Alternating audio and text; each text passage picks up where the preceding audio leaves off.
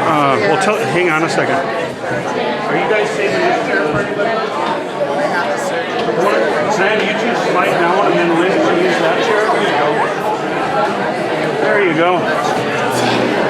Okay, thanks.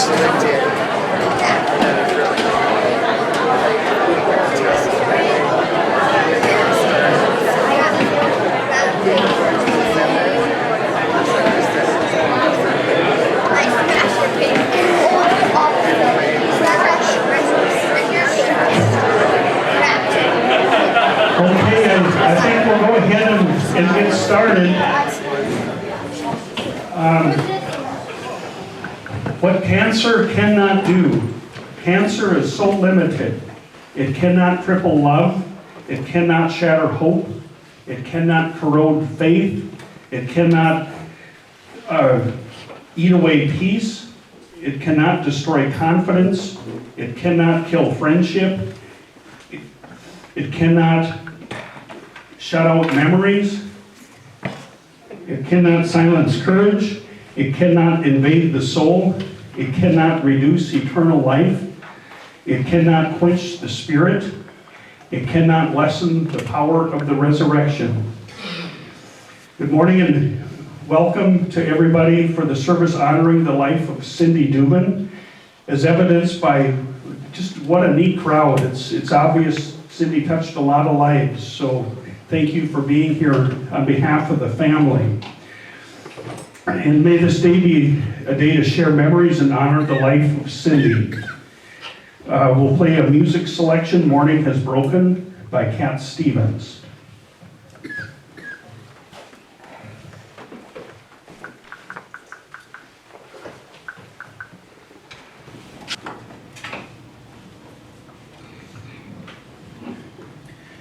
To Emery, daughter Laura, siblings Roberta, Barry, and Carson, please know we are thinking of you during your time of loss. For the friends gathered today, continue to be there for Emery and the family. Grief is an ongoing process. Continue to share memories of Cindy and to keep her memory alive. And now a poem by Jamie Wasaki. I am learning how to live in a new way since that day you were taken away. I'm learning how to live with things left unsaid, knowing I got to say them with every tear I shed.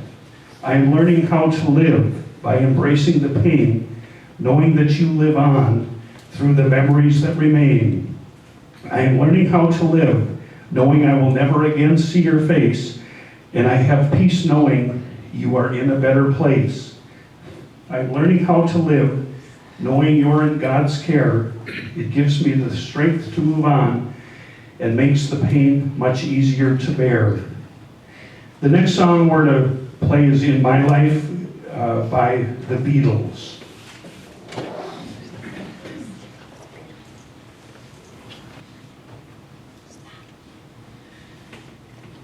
Please rise as you're able for the reading of the gospel.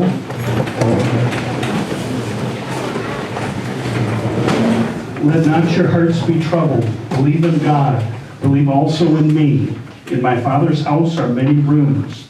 If it were not so, would I have told you that I go to prepare a place for you? And when I go and prepare a place for you, I will come again and will take you to myself, that where I am, there you may be also. And you know the way where I am going. Thomas said to him, Lord, we do not know where we are going. How can we know the way? Jesus said to him, I am the way and the truth and the life. No one comes to the Father but by me. Go ahead and be seated. I found a reading by Ronell Allman online.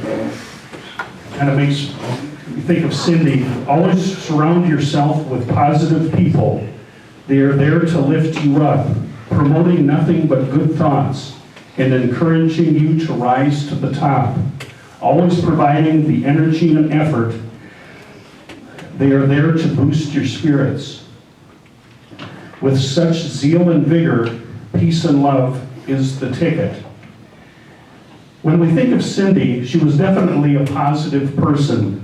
She had that aura of sunshine around her. Her presence brightened any room. She made others feel special about themselves. She was beautiful inside and out. For Emery, Cindy was his rock, that grounding presence and person to bounce ideas off of and get feedback. She would get him to see things from a different perspective. If Emery went too far in one direction, or in other words, got out of line, she was there to bring him back to the center. One thing Emery shared was how there was always a goodnight kiss before they went to bed. Emery and Cindy were married later in life. He mentioned, "I wish I'd met her sooner." Cindy was his soulmate. A priest once shared a story about a man who wept at the casket of his wife. The priest asked the man, "How long were you married?" The man replied, "Not long enough." That's true love. That's the kind of love Cindy and Emery shared. Cindy would do anything for her daughter Laura. She enjoyed their lunch dates with visiting and a chance to catch up on each other's lives. Cindy always wanted the best for Laura and wanted to make sure she was taken care of. Cindy always put others before herself. She was kind to others, forgiving, and so positive. She always saw the best in others. Cindy was a teacher, but she wasn't afraid to get her hands dirty and help out on the elk farm. She loved the summers when she could be outside enjoying the sunshine and to be working in her flower gardens. Apparently there's 3 sitting areas at the Duben farm where you can admire her work in her gardens. Family was very important to Cindy. She realized the significance of getting together for family gatherings. As the years accumulated and people got busy with their own lives, she wondered if that would be the last time that everybody got together. Cindy lost her battle with cancer on December 21st, 2022. At the time, I remarked to Emery, it was kind of ironic that December 21st was the day that she died. She was such a bright, radiant, and positive person to die on the winter solstice, the shortest day of the year with the least amount of sunlight. As we heard in the gospel reading today, there is hope beyond the world as we know it. The familiar words, "In my Father's house there are many rooms." Cindy had an idea of the concept of many rooms. She was a school teacher. She had a room each year where she would go to teach young students. She loved her students. We've all had that one teacher that we loved as kids. Her students came from all kinds of backgrounds, good homes, broken homes, homes where there was hunger, homes where there may have been substance abuse, but she loved those kids unconditionally. She always gave them a hug at the end of the day. It may have been the only hug they got that day. She kept in touch with many of her students and attended their graduations and later their weddings. Just as Cindy loved her students unconditionally, she knew God's unconditional love for us. Even though Cindy is no longer physically with us, she is still present with us in our memories. May we take comfort in knowing that she is safe in heaven with our Father who has gone ahead and prepared a room for her. Thank you, Cindy. Thank you for your life, and thank you for the way she touched our lives. May the tears of loss you have today be transformed into beautiful memories that bring you a tender smile. And now we'll play another song by John Lennon, Imagine.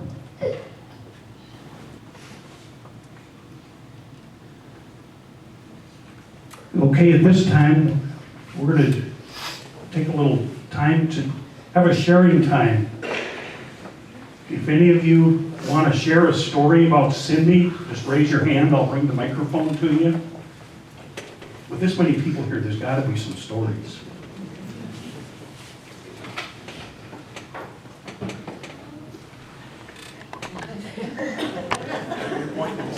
All six.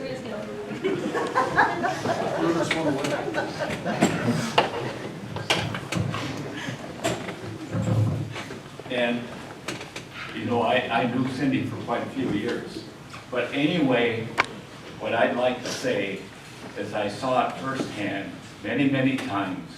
After school, Cindy would take a student and spend a half hour with them out of her own time. She wasn't the only teacher that did that, but I happened to see her do that numerous times.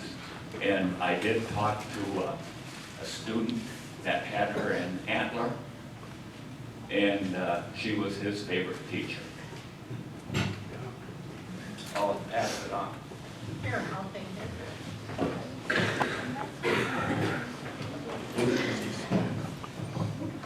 When I first moved to Max Bass with my husband back in '72, I knew absolutely no one but my mother-in-law and father-in-law. And the pastor, it was Jerry Carlson at the time, and his wife Jan. I got to meet them, and they told me, you've got to come in and teach Bible school. So I went in that spring to help teach Bible school, and Cindy was the superintendent at the time of Sunday school, and she was the first adult person that I had met in Max Bass.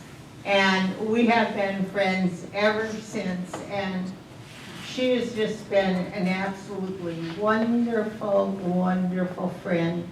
And always had a kind word for everyone, and was so loving and kind to her students and to everyone she met. She was just,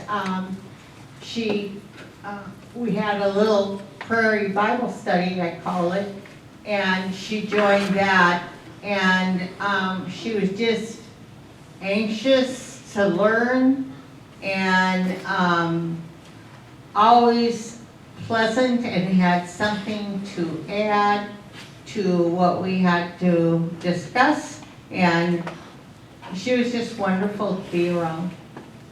Yes, she was.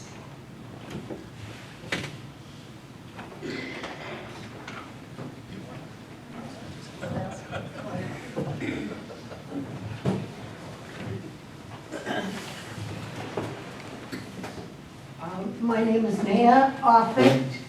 I met Cindy in the 8th grade. Her family moved from, I think it was Canada, right out of Canada. And she was sitting on a planter outside the junior high.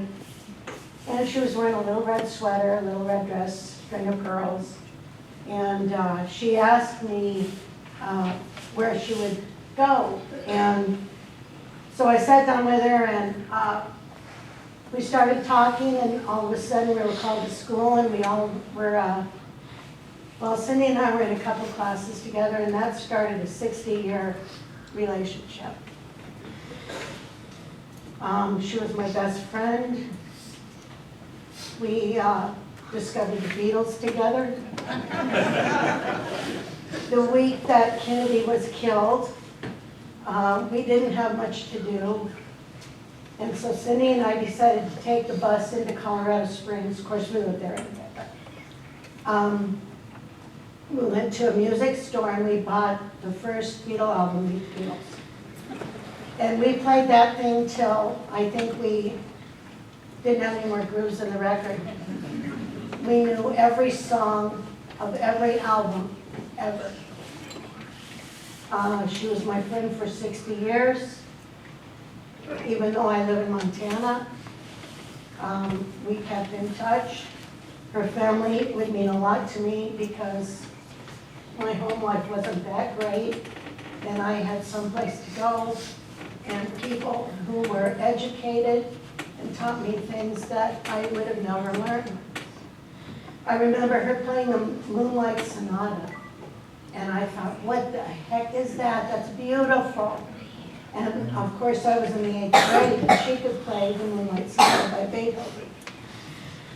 And she told me that was Beethoven, and from then on, I was a fan.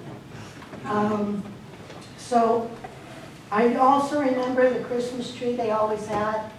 It was the biggest and most decorated I've ever seen.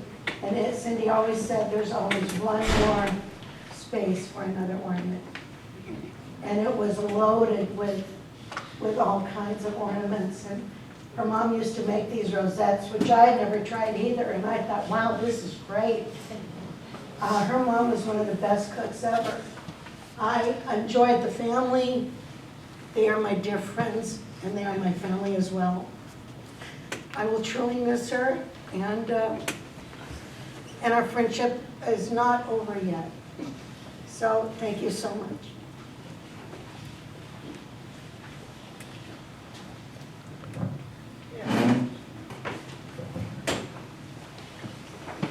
My name is Lynn. I taught with Cindy for a few years. My room happened to be right next to hers and right next to yours too. Yeah, and one of the things that I thoroughly enjoyed was she started off the day with a patriotic song or two for those little kids. And I thought, way to go, Cindy.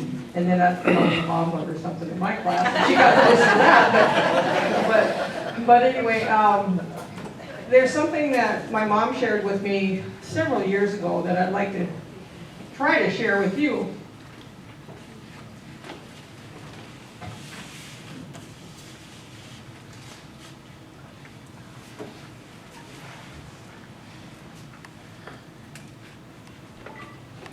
I did not write this. I wish I had, but I didn't. A butterfly lights beside us like a sunbeam, and for a brief moment, it's ours. Its beauty and glory are ours to behold.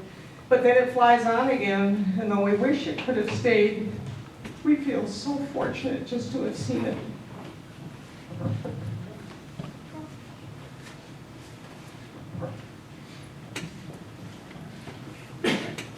Yeah.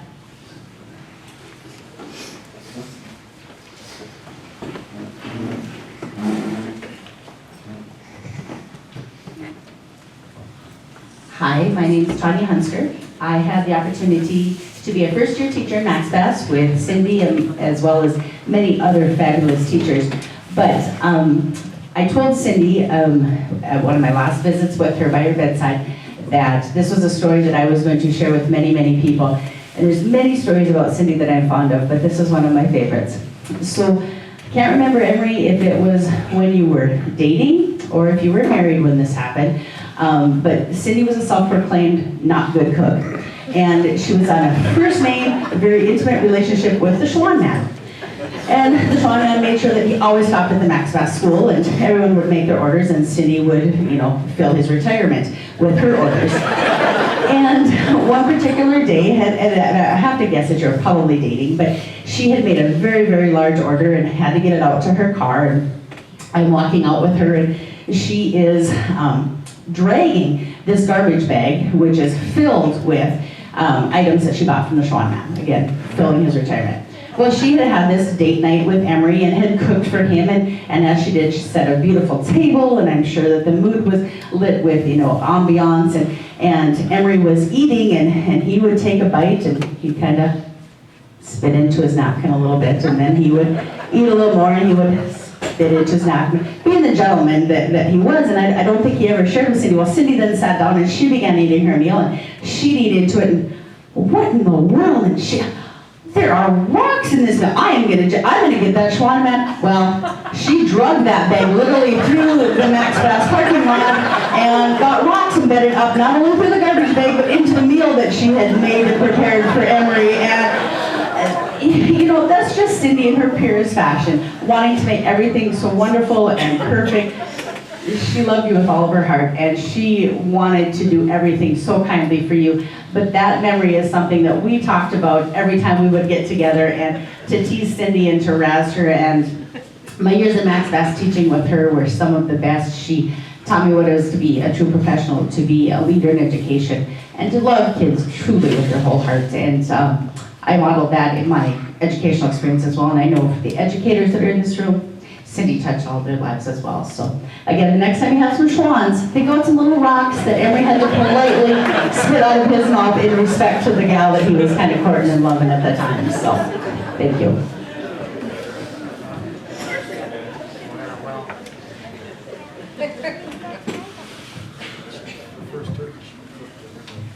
Can I tell you something?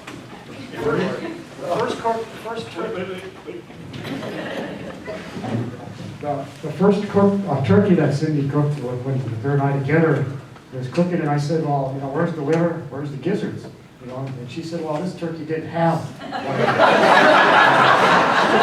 one. So she prepared it, and then as it's coming out of the oven, we're getting ready to cut it. Well, guess where the gizzards, they're still in their little packet, and it definitely had one. She later confessed that that was probably the first turkey she'd ever cooked, so.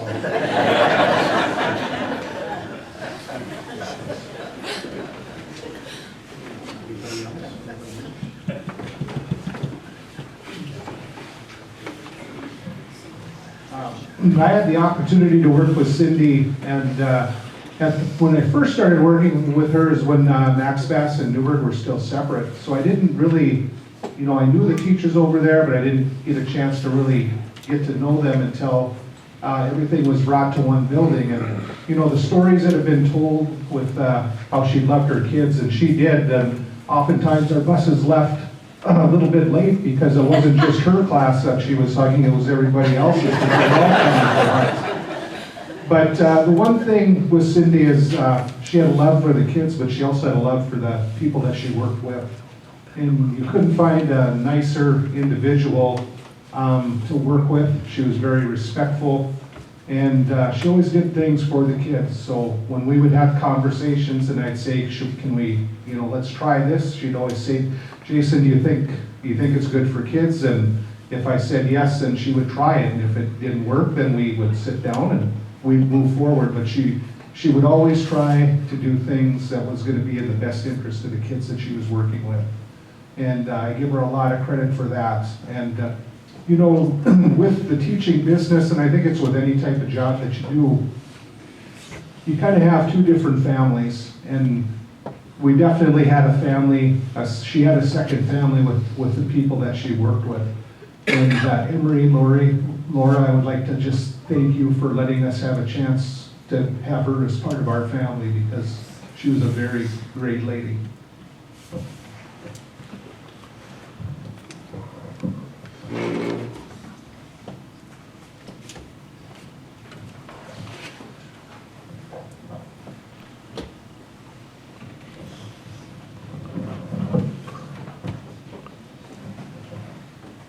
When Cindy and Laura came to Amber, Laura and I, Hold it up to your mouth.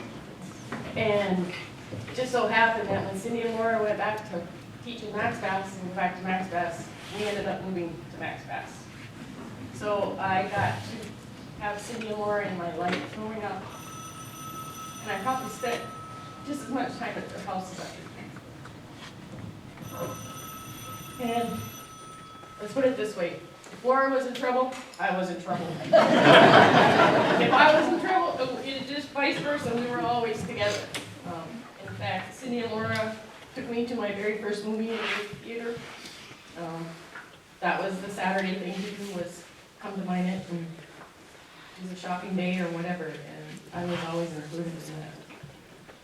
Laura got to know a little bit about farm life.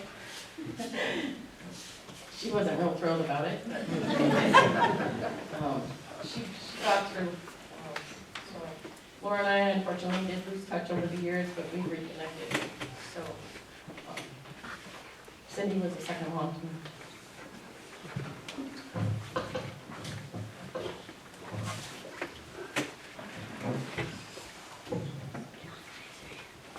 Jeff.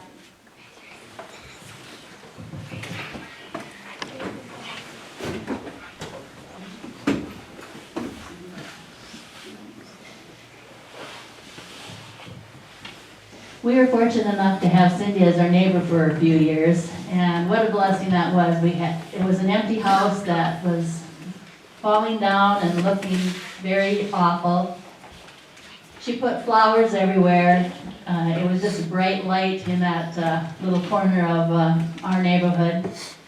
But after my father had part of his foot amputated, after Cindy came home after loving all her little kids at school, she always stopped over, came right through the bushes, walked into the house, and said, "Whoopie, how you doing today?"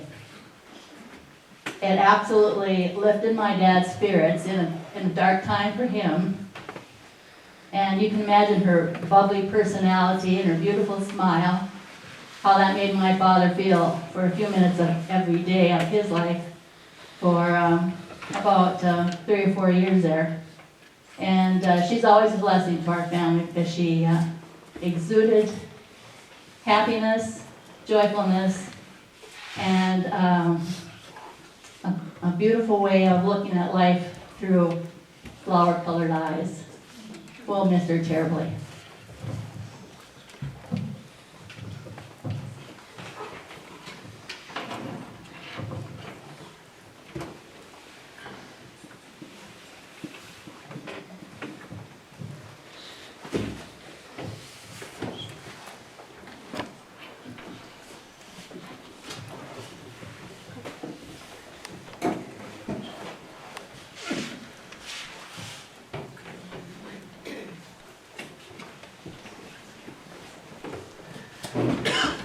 Okay, thank you for all of you that shared stories of Cindy and how she touched your lives. And now we'll show a brief slideshow. If you haven't figured it out yet, Cindy was a diehard Beatles fan. In fact, she had a room at the Duben house called the Beatles room, where she had a lot of her Beatles memorabilia. And so the songs that are in the slideshow are obviously Beatles songs.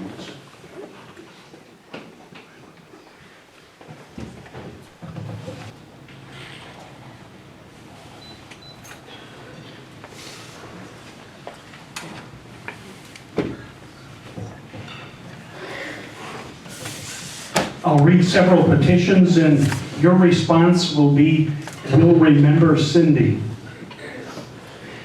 In the rising of the sun and in its going down, in the blowing of the wind and in the chill of winter, we'll remember Cindy.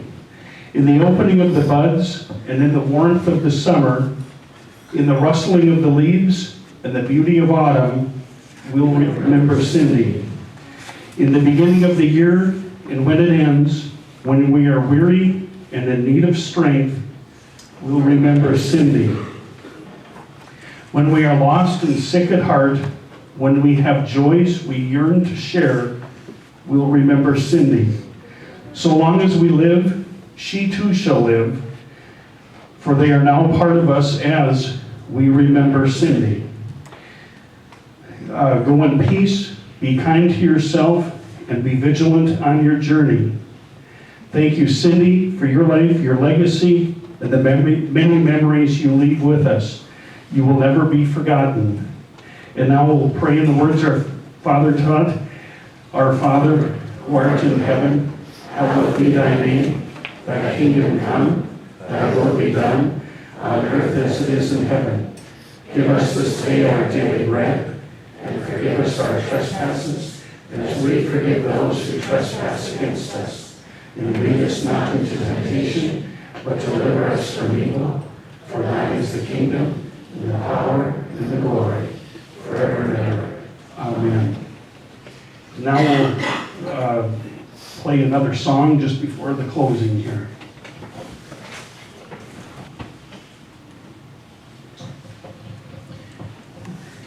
May the road rise to meet you.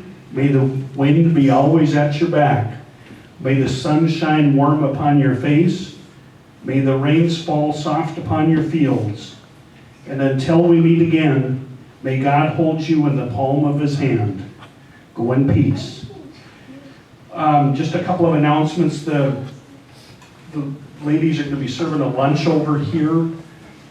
And then the graveside will be at approximately 5 o'clock down at Sunset, the cemetery just north of Minot. So if any of you want to join the family down there for that. That'll be at approximately 5 o'clock this afternoon. So thanks for being here today.